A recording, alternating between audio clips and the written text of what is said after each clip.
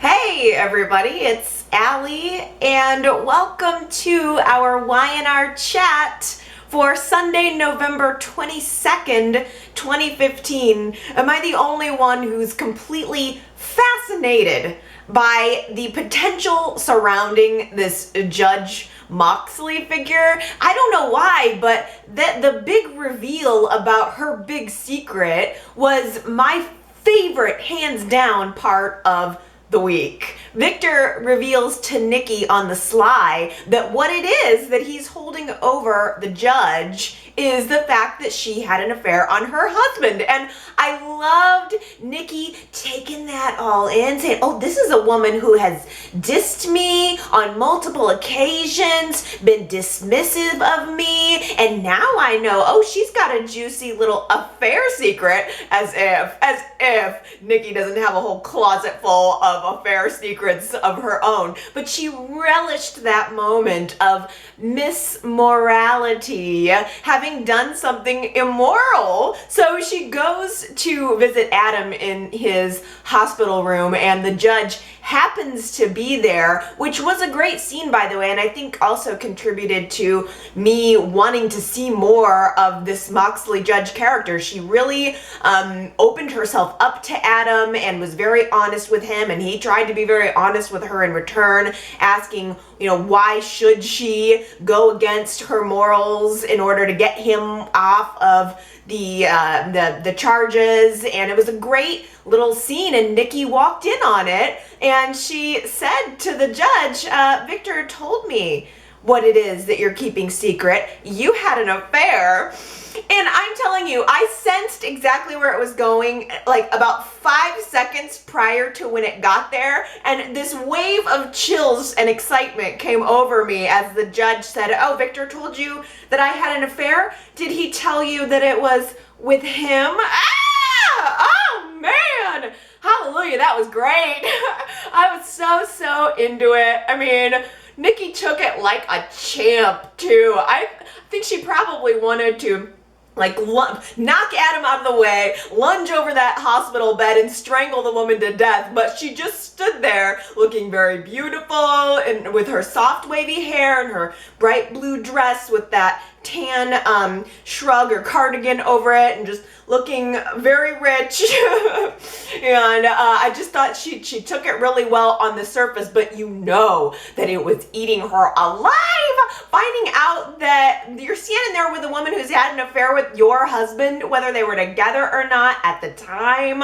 Oh man, that was so good. And I just think this has I loved the scene. I think it has so much potential. I want to make sure, I just want to focus for a second on how wonderful Nikki was all week. She didn't have a lot of scenes, but I loved seeing her. I thought she did a great job with what she had.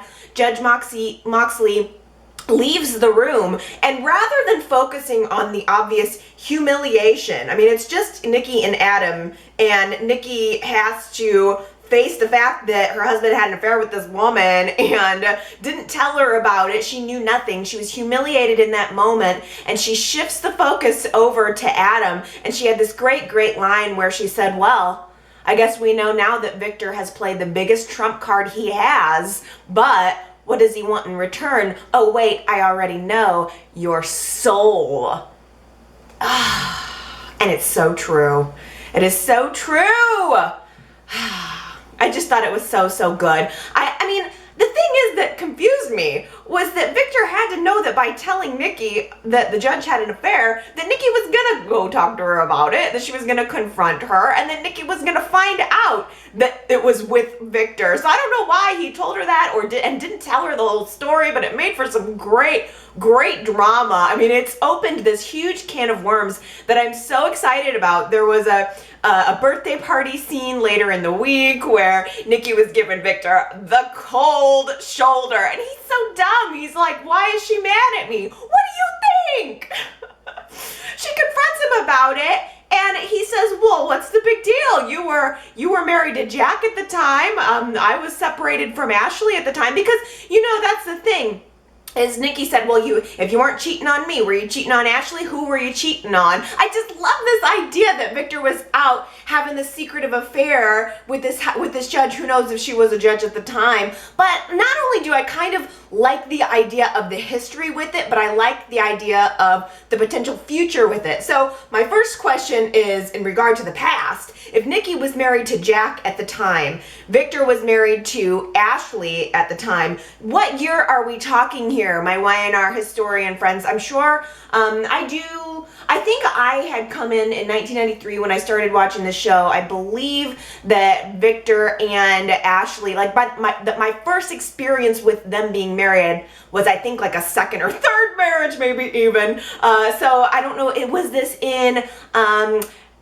in Ashley's original marriage to Victor? I mean, I think Nikki and Jack have been married more than once too. So can we circa this, you guys? I want to know what year you guys think that this affair might have happened in. And then second, I am so excited about the potential for the future with this. Like, come on, Eric Braeden, Victor, he's 70 years old now. I mean, we don't know how much longer he's going to choose to be on the show. I think we need to do at least one more love triangle here with Victor and Nikki. I know, I just want them to be happy. I'm a Nikki and Victor fan for life, but and I want Nikki to be triumphant in the end, obviously, but I also kind of love the idea of two women fighting over Victor at least one more time.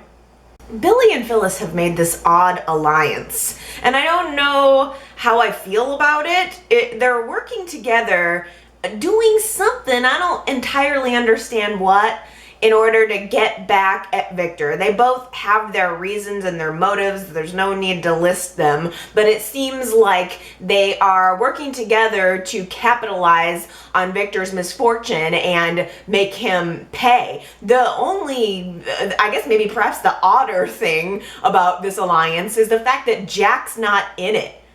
Billy and Phyllis made this side deal to work together to get back at Victor, and they're both keeping it from Jack. I think Jack doesn't, and he had a line this week where he said, I don't want my wife getting caught up in the crosshairs of another battle with Victor. Jack's been there, done that. Maybe that's the reason that she feels she can't open up to him, because he's got that attitude about it. But it's just surprising to me that Phyllis wouldn't allow or want Jack to be in on the deal.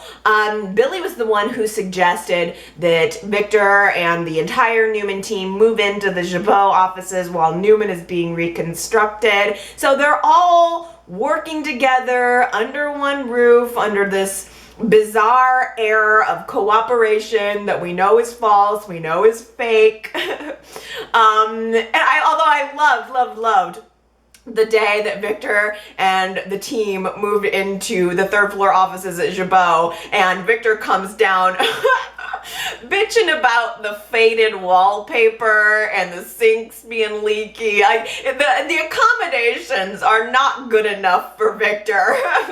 That just made me laugh. I think I love those little comedy moments inside of the rivalry moments. So that kind of got me.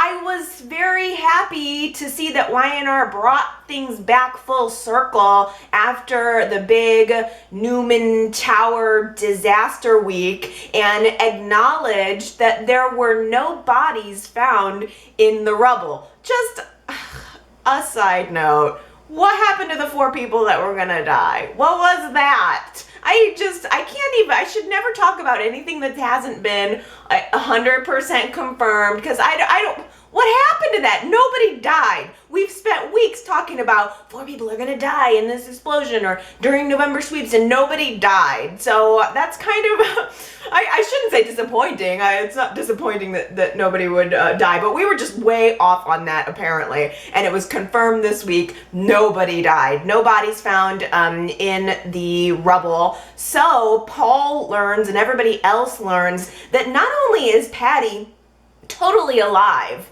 but like an evil phoenix rising from the ashes, Ian Ward has somehow, well, we know with the help of Patty, made it out alive, and he's resurrected the Paragon Project, or the Paragon Project is back on. I feel like I'm getting lost on the whole Paragon thing. I don't know if Ian's behind it. I don't know if Phyllis and Billy are somehow behind it. I'm getting a little fuzzy on the details there, but what's worse is the fact that everyone thinks that Adam either lied about Ian being there in the first place, or that Adam helped him escape.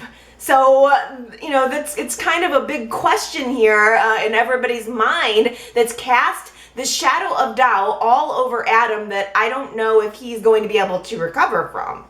The second that Christine learns about Ian not being discovered in the rubble of the tower, she does not miss a beat. She does not waste a moment to rush to Adam's hospital room and have him arrested and hauled off to prison.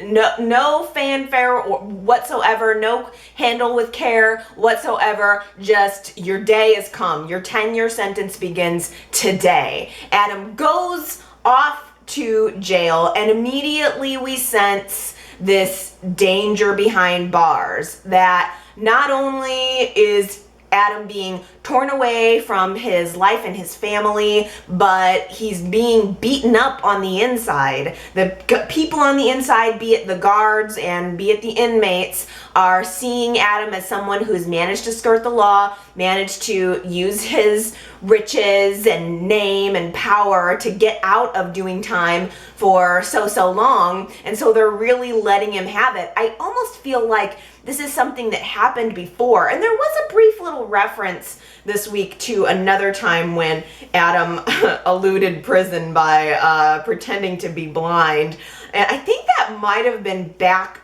during the Rafe days. Do you remember that scandalous storyline? But I kind of wonder if the fear then was also that Adam was going to be beaten up or something behind bars. So it feels like a little bit of a tie-in. Things are maybe coming a little bit full circle here. But everyone's withdrawn support from Adam. So now we've seen him go from being this hero to, well, actually to being a villain, to being a hero, to back to being a villain again. And it's obvious that YNR is really trying hard to pull on our heartstrings here for Adam. He's got major puppy dog eyes all week. I mean, the guy's been convicted. He's been ran down by a car. He ran into a burning building to save 100 people, then tossed in prison, and now he's getting beat up. And plus, everyone thinks he lied about Ian Ward. So, Victor's abandoned him. We don't even know if he's gonna go through with the favor with the judge. It doesn't look like at the current point in the storyline that Adam's gonna be able to get off at all. I don't know. It's like Michael had a really good line about it this past week, where he was commenting on the relationship between Victor and Adam, because Victor was supposed to be the savior here. Victor was supposed to be the one that was going to repay Adam for everything that he did, and now Victor feels betrayed and it's all gone. And Michael said, this is what they do. Victor and Adam, they both reach out, and it doesn't last long. It never lasts. And Chelsea's the only one insisting on Adam's innocence. She is visiting him in jail, wanting to get him help because he's being mistreated by the guards and by the inmates, and Adam's turning her away. He's saying, no, please don't pursue this. I guess this is just part of my punishment. Adam's gone back into rolling over and kind of showing his belly sort of moment.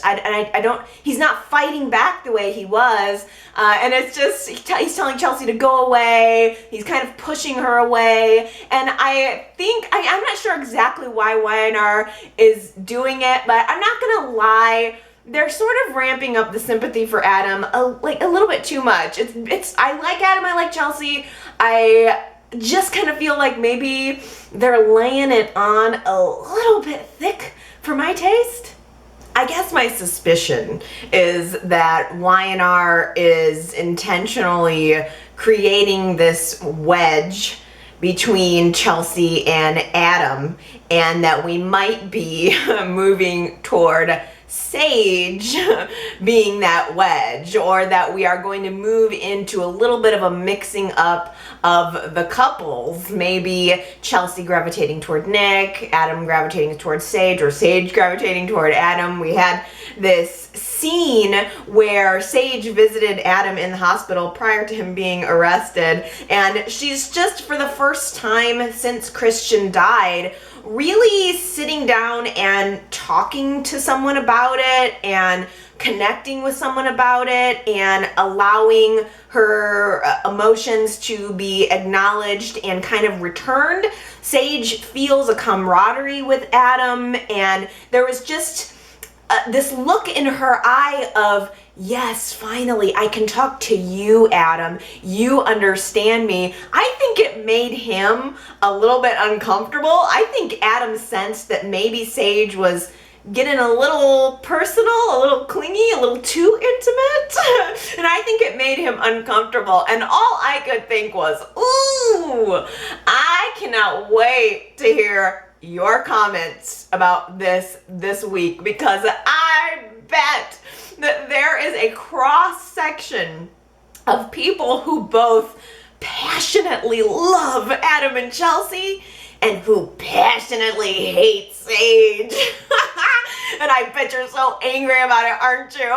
And I think Y&R's gonna do it to you. I think Y&R's messing with you here. That's my theory on the whole thing. I think they know that, like, Adam and Chelsea have an intense fan base, and I think they're messing with you. I think they're gonna throw Sage in there to cause some kind of screw up and let you get mad about it.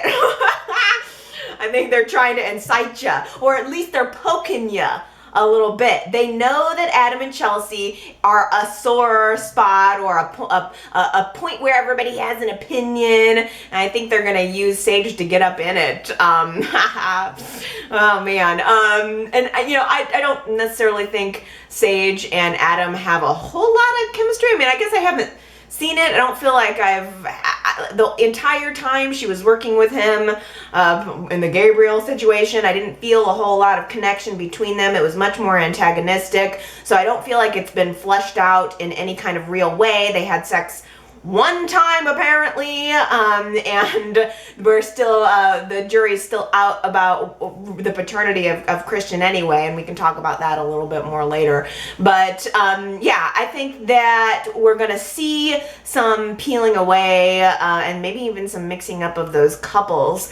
Sage is really struggling with the loss of her child, which of course we know that Christian is very well alive. That's been acknowledged this week, that the baby switch is in full effect.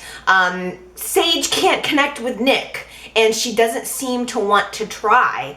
And I think, I mean, this is again just me theorizing here, but I think that Sage maybe resents Nick in part because she knows Nick's not really Christian's father. There's this part of me that just thinks, I think Adam's the father of the baby. I think that, you know, DNA tests can be fudged, DNA tests can be misread, and I just feel like Y&R left that door open a smidgen, and I can't see them not using it. It seems like the stars are sort of aligning, or they're putting out little breadcrumbs that there should be some kind of connection between, or will be some kind of connection between Sage and Adam in the future.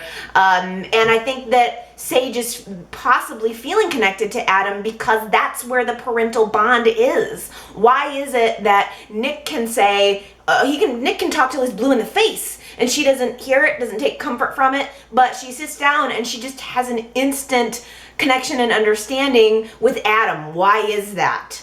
I don't know, but I did think that it was interesting this week that we saw her nightmare scene toward the beginning of the week, where she wakes up from this nightmare and she's in a bed and she's got a straitjacket on and she hears Christian crying for her, needing her, but there's nothing she can do. And that's maybe a function of her just maternal instinct, knowing that her baby's still alive and there's and in danger and in need of her, and there's nothing she can do to help him. But I also think that maybe that's a little bit of foreshadowing for Sage ending up in Fairview right next to Sharon, which is so scary. The Sharon thing, it's been so hard to watch from the beginning, and this week has been no exception. When is Dylan gonna work on saving Sharon instead of whatever with Hilary? I mean, come on. There was this video chat between Dylan and Sharon this week,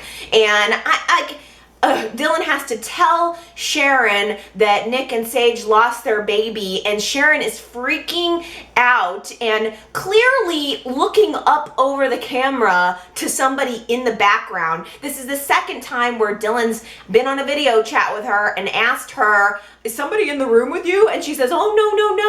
Dylan, hello? How can you not notice that Sharon is being coerced? How is this normal? She's decided not to see any of her family. She seems a little out of it. She looks scared. She looks frightened. She seems like somebody's feeding her information. It does not take a police officer to figure that out. It's just that on every level, what is happening to Sharon is so dark and so depraved. And I mean, I guess I have to include Sage and Nick in that too. The whole plot, whatever it is so dark, it's so depraved, and most certainly I think that Ian Ward has got to be in on it. I don't think that connection has been buried in the rubble. I think YNR brought him back very intentionally. We know that the doctor has brought little Christian, the doctor has an assistant and has brought little Christian into a room in wait. They've got Christian in a little room lying in wait for when it's a conceivably correct time for Sharon to give birth, and then the doctor's just gonna dope her up and hand her and Dylan this baby, and then I don't know what, wash her hands clean, just walk away and go, okay, great job, well done. But I just keep thinking we're gonna see Ian Ward, like that she's working with Ian Ward or something at the end of this. Patty's got to come back, right? I think Patty may be the one to crack the whole thing wide open, which would be good. I would like to see Patty be the one to figure out that this doctor is insane. Aren't there any other doctors out there, like at the hospital, who might notice that something is off with this crazy Dr. Anderson, and that she's spending an inordinate amount of time privately with Sharon Newman? It's the whole thing is so elaborate, and it's just so unrealistic.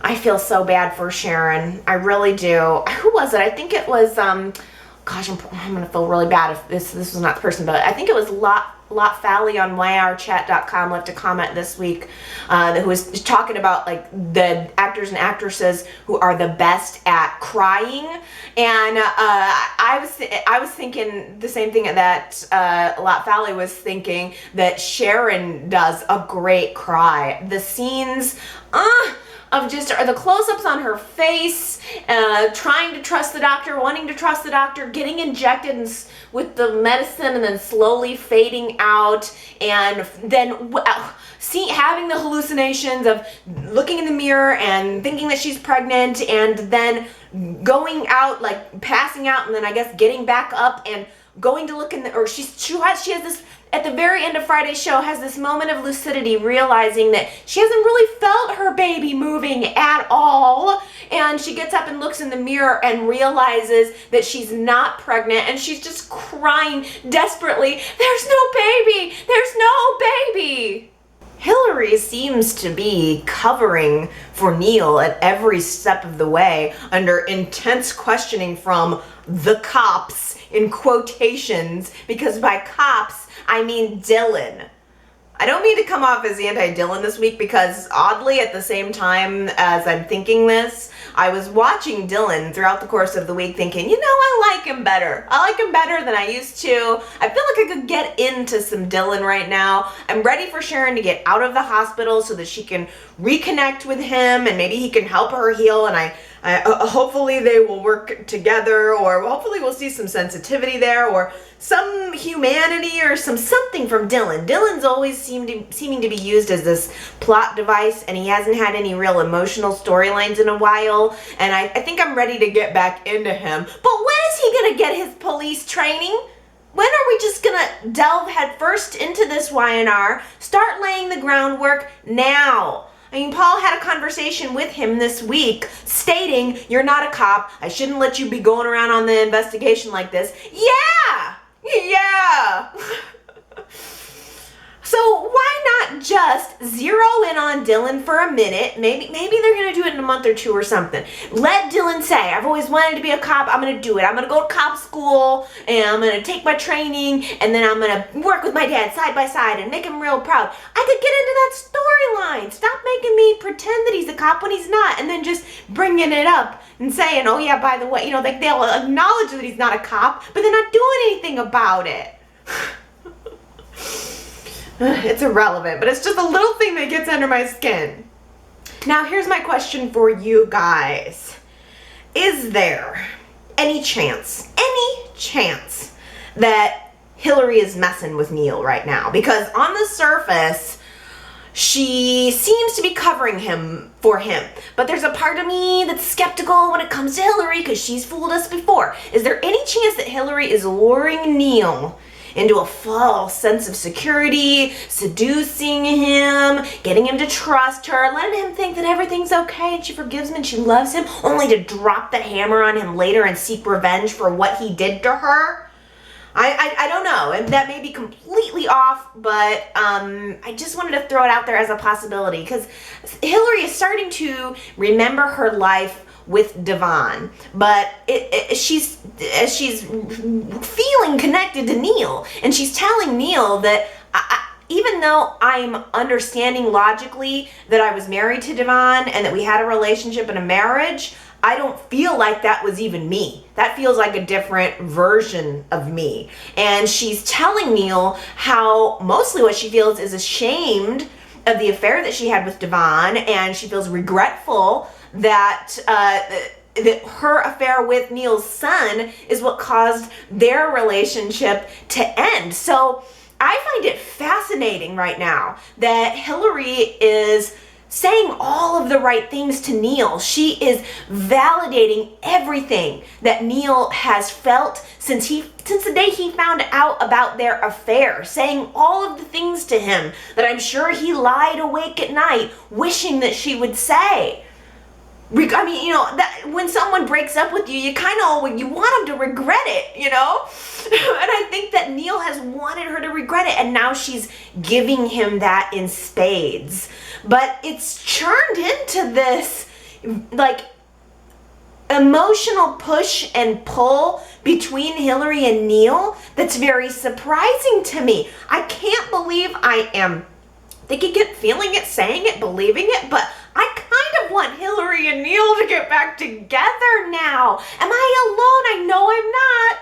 I know I'm not, because Katie emailed me on Facebook this past week, and before I even said anything about it, she was thinking the same thing. But are we in the minority, Katie, is my question. I don't know. I think that I have to make that the poll for this week. Should Neil and Hilary be reunited? Go to yrchat.com and cast your vote to let me know. Maybe I'm in the minority. It is certainly possible and entirely usual, but I've got to know what you guys think on this. Should Neil and Hilary be reunited? I kind of like the idea of them getting back together. I kind of love the idea of Crazy Gwen. I'm into crazy Gwen. She's got that crazy eye going on, and like I can see her going psycho on Hilary. I love the way Gwen is kind of hating on Hilary and just saying horrible things like, why don't we just shove that whole bottle of pills down her throat? I don't know. I like Hilary. It's not an anti-Hilary thing by any means, but I just sort of like seeing Gwen get catty. Oh, she is a woman scorned. Beware a woman scorned. Gwen is watching Neil spend all this time with Hilary because Hilary thinks they're still married, still wants him back, and Neil is being very accommodating on the surface because he doesn't want her to tattle on him. But the truth is, they had that scene where she tells him she wants to get back together and that she forgives him and whatever, and he starts to kiss her, or they start to kiss. She kisses him first, he kisses back, he kind of crawls up on top of her a little bit, but pulls himself back and says, no, I can't do that to my son, even though my son did that to me. And he leaves the room and runs downstairs where Gwen is there, detecting the fact that something's going on between them and that Neil is in on it. That Neil wants her as much as she wants him. And Neil acknowledges it. He's pretty honest with Gwen. He's such a jerk. He really is. Sometimes honesty, sometimes it's good, sometimes it's bad. He did not cushion the blow. He was just very honest with Gwen that, I thought the feelings were gone, but now I'm, kind of there. And Gwen has this moment where she realizes, you're breaking up with me? After everything I've done, after the risk that I've put myself and my life and my sister in to help you cover up this crime, you're breaking up with me? And Neil is such a jerk. At the very end of Friday's show, Devon and I think I'm feeling less connected to Devon. Devon and Dylan Russian because I've tracked Dr. Neville, blah, blah, blah, who cares? But I don't know, because for me it's all about the emotional connection between Neil and Hilary, and I feel less connected with Devon because I don't feel like Weiner's showing Devon try with Hilary. I feel like Devon's all brute force. It's all he has been. Maybe he just doesn't want to force himself on her, but Devon's not being real compelling to me. I'm way more into the relationship between Neil and Hilary, but Dylan and Devon rush in and kind of break up this breakup between Neil and Gwen straight up says to him, if you leave me right now to go worry about Hilary, you will regret this. It was such a telling statement, and sure enough, let's see, Hilary's been lying for Neil, covering up his involvement, and it's getting to the point where Dylan and Paul, specifically Dylan, is figuring out that Neil is the one behind it, or that there's more to the story, that Gwen's involved, and right as I think it was Devon and Neil up in Hilary's hotel room. Devon's kind of questioning Neil, and Gwen shows up and says, go ahead, Neil, why don't you tell him the truth, or I will. I still really, really love the Ashley and Stitch and Abby triangle, even though I know I'm not supposed to. I do like the idea of of Ashley and Stitch, and I think it's interesting that Ashley's, for once, not fighting for her man, she's fighting feelings for her daughter's man. Oh! And also strangely, fighting for her daughter's marriage. Stitch is insisting that he wants to be with Ashley. He has real feelings for her, and she is pushing him away hard. And not only away from herself, but right into Abby's court. Just go be with Abby. But I don't entirely understand why Ashley would want her daughter to be married to a man who's not fully in love with her. Do you know how many awkward Thanksgivings and Christmases that's gonna be? You're gonna have to carry that, Ashley, for as long as the marriage lasts, so a couple years tops. You should want Stitch, feasibly, out of both of your lives. If it was me, I wouldn't want to put Stitch on a boat and sail him off into the Caribbean or something to become a pirate forever. It's just, there's no winning here for Ashley or Abby or Stitch. Unfortunately, there's only shades of losing. I feel bad because it is one of those storylines that I like and it's naughty, you know, but at the same time it's like, there's just not, it's not going to have a good outcome. I can't get into Abby and Stitch. I feel bad for Abby. Certainly making her the underdog helps me connect with her a little bit more, but there's just something not there. What is the age difference between Stitch and Abby? I mean, I guess it doesn't, not that it matters. Victor's married women half his age, but it just occurred to me this week that Abby's got to be in her early 20s and Stitch has got to be in his late 30s, right? I guess it doesn't even matter because Ashley and Stitch have an age gap too, right? It's probably the same age gap, but just in the opposite direction. I don't know. I mean, I do just feel like I could get into the character of Stitch if he had a more sophisticated, more mature type woman, but it always is sitting in the back of my head now that I would really like it if Y&R would bring on Dr. Neville, bring on that actor, develop that character, and make him a great match for Ashley. Gosh, who was it that said this last week? I'm never going to remember, but shoot, somebody had mentioned that they felt that the guy who plays Dr. Neville would have been an amazing casting choice for Tucker. Yeah, that would have been good. But I mean, it's that same kind of, I hope Y&R doesn't just pigeonhole Dr. Neville into this one-off recurring role, because I think that he's a character that I could really get into, and I think he'd make a good maybe triangle for Ashley, or maybe a good match for Ashley, maybe a good match for Nikki or something. Let Nikki and Ashley fight over him while Nikki and Judge are also still fighting over Victor. How about we don't be jerks?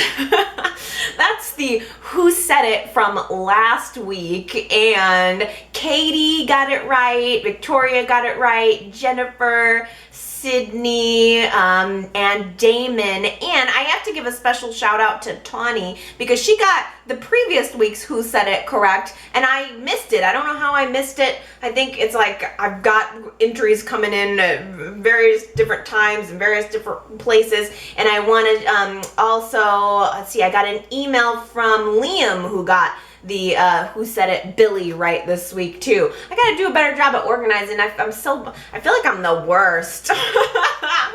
It is kind of a lot to put together, not to make excuses, but so I'm sorry, Tawny, I forgot you last week, but I got you this time. So last week's Who Said It is resolved. Let's have another one. Let's see how closely you guys watched the show this week. In fact, I feel like I gotta give you a challenge or something because you guys are too good. You're way too astute. So I don't know if this is an easy one or a hard one, but who said this during the course of last week's show?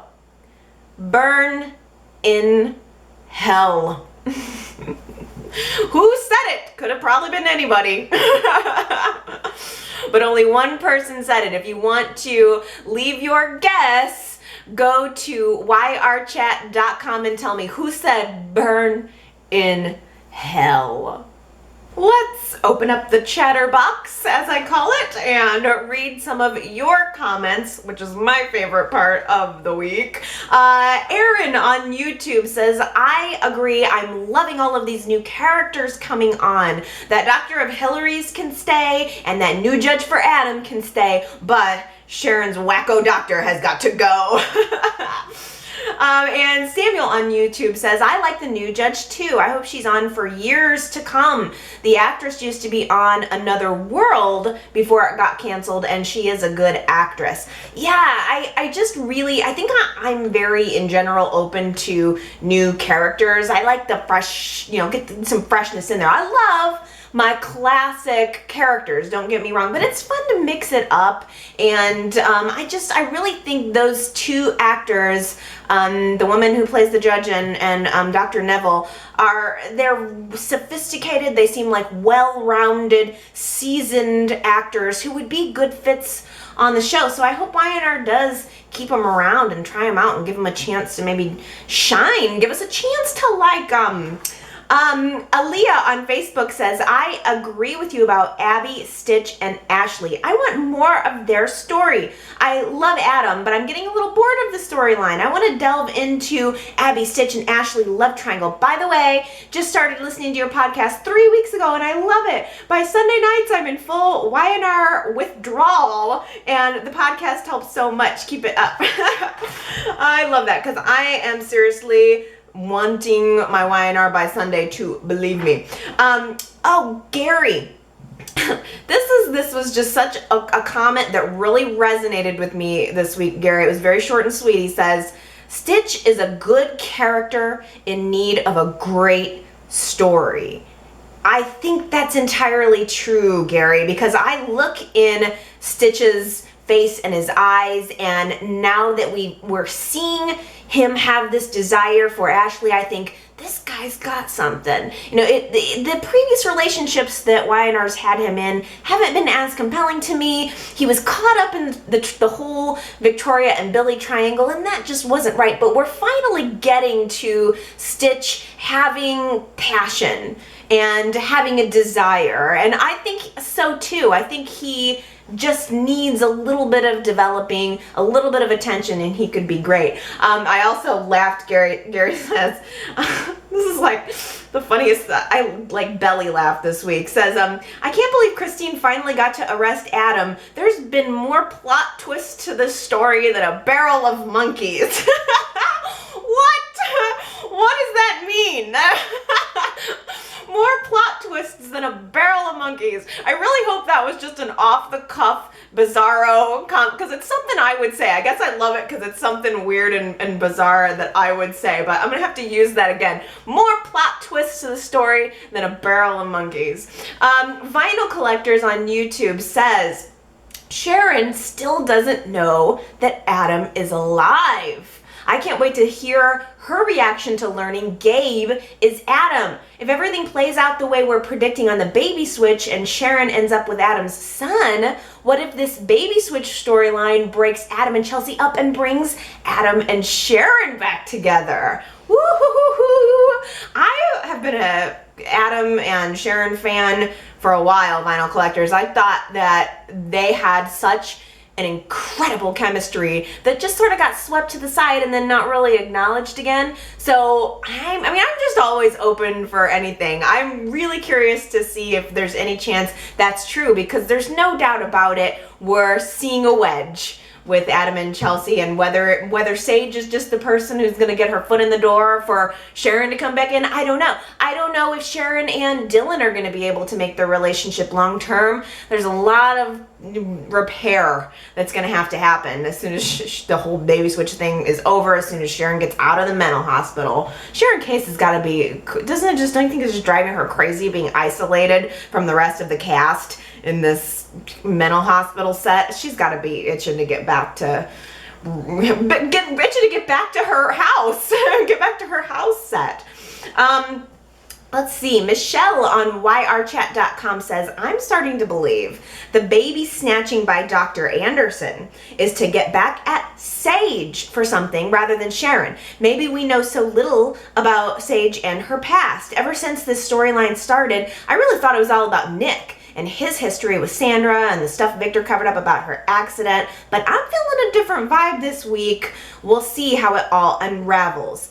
I wonder about that, Michelle, because YNR's gonna have to, if they choose to keep Sage around, they're gonna have to build out her past a little bit. They're gonna have to tell us something about her. And I guess I still am kind of wondering if there's any chance that it is connected with Nick, because there was that weird scene in the hallway between Nick and Dr. Anderson, and she seemed particularly maniacal in saying something horrible to Sage to send her off and making sure that she had feigned sympathy to Nick, but it could, she deliberately did say something that she knew would hurt Sage. The woman knows she's just stole her baby and caused all of this pain into her life. So I don't know. It could be about Nick. It could be about Sage. It could be part of Ian's larger plan against the Newmans.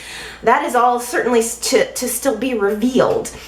Last week's YRChat.com poll was, is Adam really the father of Sage's baby? I'm kind of surprised at the result because 56% of you said no. No. Nick's the father. That's the end of the story. Adam's not it. 26% said yes, Adam is the father, but someone else switched the test results, like maybe Sage or who knows, whatever. There was something else involved. And 19% of you said yes, Adam's the father, and he knows it. It's such a good question, and it's such a deep storyline crack that we have yet to delve into and pull apart, and I'm dying to know how that's going to work out. It's probably one of the most curious parts of the show right now for me is what's the paternity, because if Y&R is going to send us into an Adam's the father of Sage's baby direction, then there's just so much history there, bringing it back to the baby switch that he did with Sharon and Ashley, and I love that. I would love to see Y&R acknowledging that part of his history or just the history of the show, but I think it's gonna cause an even bigger problem between Adam and Chelsea if that turns out to be the case. But it seems like you guys are saying no. Maybe it's wishful thinking, or I don't know. I think that was a really good question. Eric at yrchat.com says, I think it's very probable that Adam is Christian's father and that Sage knows it and is letting Nick believe he's the father. That's my theory anyway. While Victoria at yrchat.com says, I believe Adam is not the father because if he was, he wouldn't want Nick to take any claim to his son, dead or not. Yeah, I definitely feel like the answer is either if Adam is the father, somebody else had something to do with it, because it just can't be that Adam would allow Nick to just raise his son and not say anything about it, or Adam's just not the father at all, but I don't know which, and I can't wait to find out. Adam on YouTube says, Sage is becoming more and more like Sharon now that she's lost her baby and she feels as if she has nothing left, and of all the people she goes to Adam for comfort. Why? Because he has Gabriel's face, a man who she was once in love with and now is holding on to, similar to when Sharon got dumped by Nick and relied on Mariah for comfort because she had Cassie's face. These two characters just cannot let go of the past, but that's just my opinion. I love that comment, Adam, and I saw a comment from Adam on the Soap for Soap fans giveaway that just really touched me because Adam's 14 and has been watching the show since 2009, and that just struck such a chord with me, Adam, because I started watching the show when I was 13. I feel like I connected with it instantly. I feel like someone who's kind of grown up watching Y&R. So I feel you. I'm with you. I hope you keep watching the show forever. I mean, and that you become kind of a Genoa City kid like me, born and bred in Genoa City. Yeah. Tawny on YouTube, second shout out for Tawny, giving Tawny some love. Tawny says, Allie, I'm really feeling a Nick and Chelsea come together. I have a feeling that Adam is the father of Christian. Sage is acting so grief-stricken that she will end up in Fairview where the baby switch will be discovered. Adam will not believe her and somehow do a DNA test because he's a Newman and it will be 99.9% sure that he is the father and not Nick. Chelsea will be so upset that once again Adam has lied and will go running into the already double whammy grieving Nick. Yeah. I think so too.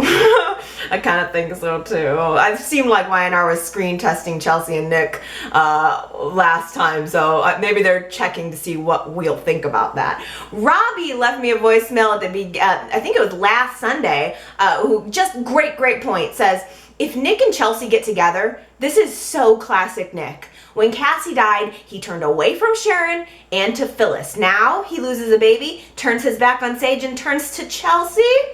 Yes, it is classic Nick. I mean, watching the distance grow in their relationship does remind me of what happened between Nick and Sharon. At the same time, it seems like the fans are 100% not as connected to Sage and Nick as they were to Nick and Sharon. But yeah, it's a really good parallel. Maybe Y&R knows that.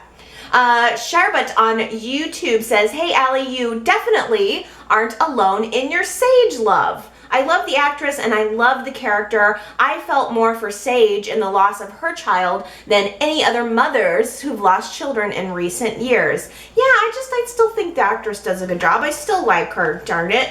It's kind of sad that YNR has so many mothers losing children, though. Like, it happens a lot. Let's be real here.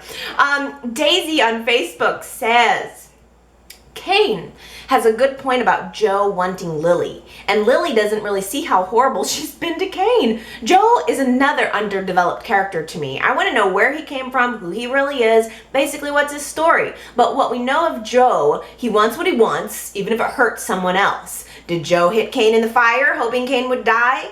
If Kane had died, nothing would have stopped Joe from swooping in to get Lily. Joe seemed a little overly curious about how Kane got out. It seemed odd. I think Joe is a snake, and I would not be surprised if he had hit Kane rather than Ian.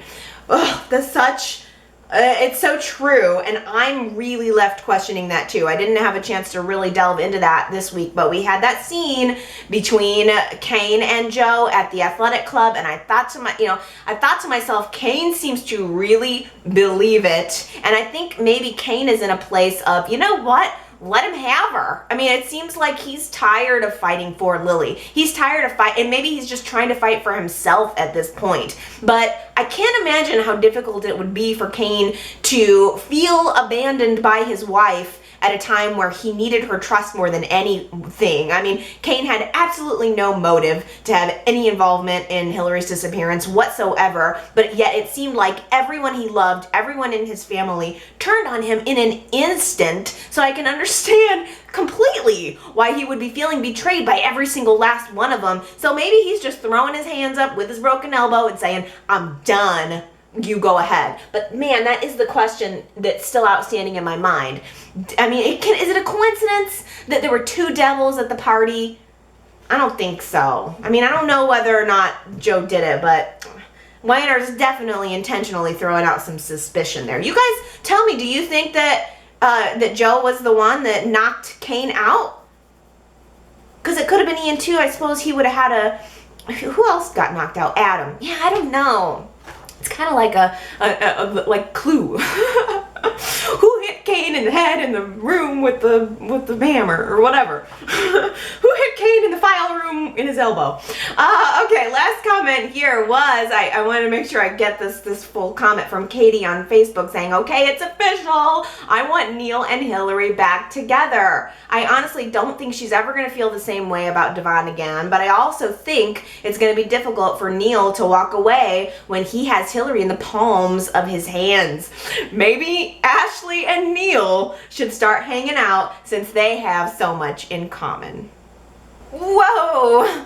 Thank you guys so much for all of the amazing Soap for Soap fans giveaway entries. I have been reading your comments coming in through the website all week, and I'm like touched, like, oh my gosh, you guys are amazing. I love that you guys are as excited about the soap as I am, and I hope that everybody gets a chance to enter the giveaway. If you haven't yet, you can go to GenoaCitySoap.com to enter to win one of my Young and the Restless inspired soap bars. I think they're all good. I really hope that you guys like them. I'm going to be announcing the winner next Sunday. So there's going to be 3 total winners. I'm going to make you guys up a little package, and I'll make them all cute, and I might put some extra goodies in there for you. We'll see what I can come up with. But I'm going to, I've got everybody who's entered so far, I've got all your names written down. I'm going to put them in the fishbowl, as Gary calls it, and we're going to draw 3 winners next Sunday. So if you haven't gotten in on it, go to GenoaCitySoap.com, leave your entry there. You can also sign up for my little soapy newsletter, because I do have some additional giveaways planned for that for the future. And if you just kind of want to stay up to date on what I'm doing with the soaps, you can sign up for the newsletter, and be sure to come back next week to find out if you won. Okay, you guys, that puts another week in the books.